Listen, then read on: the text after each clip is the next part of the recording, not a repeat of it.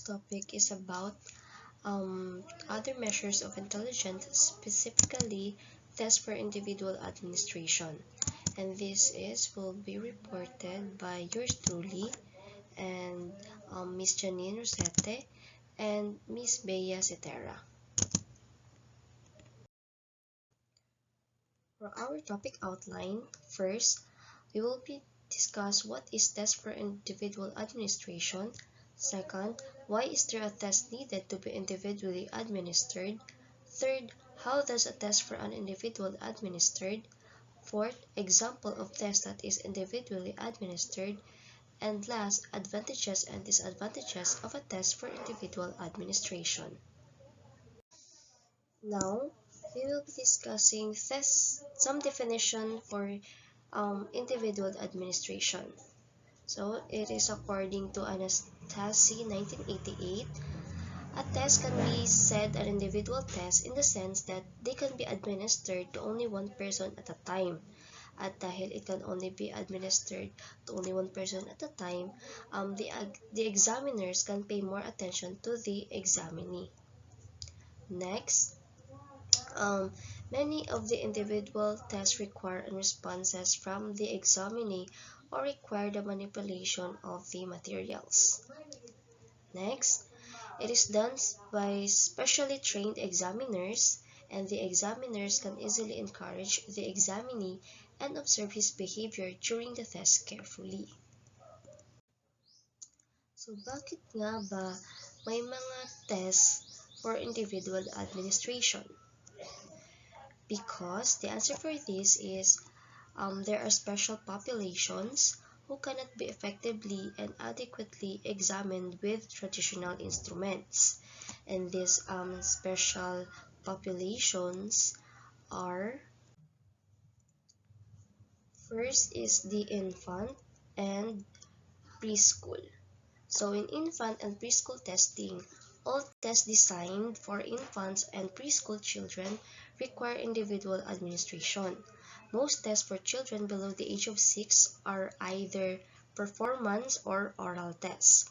A few involve manipulation of paper and pencil.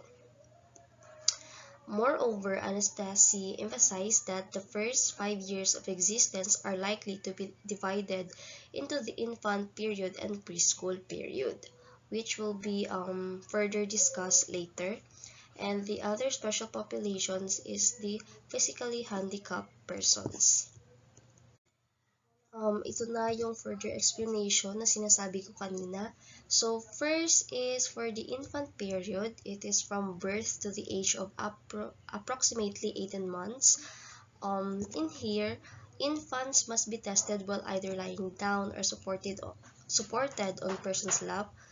Next is speech is of little use in giving instructions, although the child's own language development provides relevant data. Examiner serves primarily as a means of providing stimulus objects, and many of the tests deals with sensory motor development, such as infant's ability to lift his or her head, turn over, read for and grasp objects, and follow a moving object with the eye. While in the preschool, the child is expected to walk, sit at a table, and use his or her hands in manipulating test objects and communicate by language, expected to be much more responsive to the examiner as a person. And lastly, for the handicapped person, testing who are physically handicapped have received some attention over several decades. And with this being said, special efforts to meet these problems were stimulated by legislature through the provision of suitable education for all physically handicapped children covered by the Education for All Handicapped Children Act. And that's it for my for the special populations. Next is ito yung mga example ng mga individual administered tests before. So first is performance test. Performance tests, it involved the manipulation of objects with a minimal use of paper and pencil. Non-language test naman, the instructions for this test can be given by demonstration and gesture. Require no language in the part of either examiner or examinee.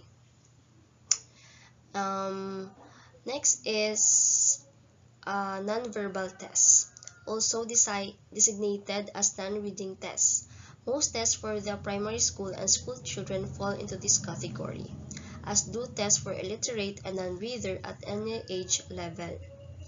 While requiring no reading or writing, these tests make wide use of oral instructions and communication on the part of examiner.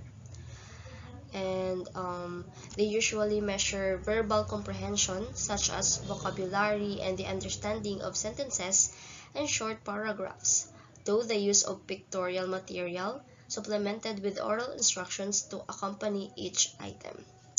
And lastly, these nonverbal tests would be unsuited for foreign speaking or deaf persons.